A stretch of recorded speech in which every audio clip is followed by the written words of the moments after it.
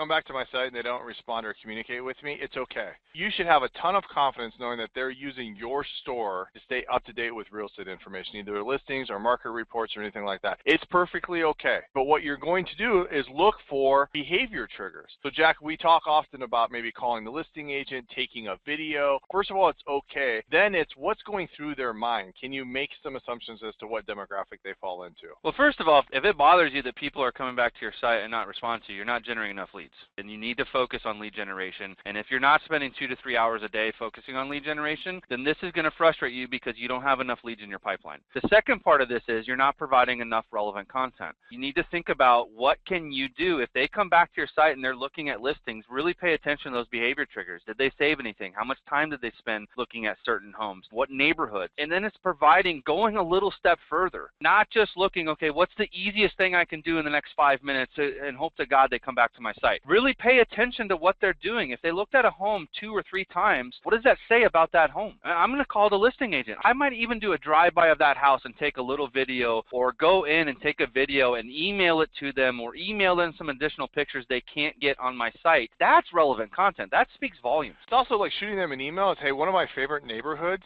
is X, like Bridal Trails. They have a great sushi restaurant on the corner, just a few blocks away from a home that you might be interested in. It's just gathering some of that information. If this frustrates you, you don't have enough leads. Jack, you want to take the next one? My inactive lead came back to my site after 4 months. What do I do? First of all, do I change the status? And then second of all, what do I do?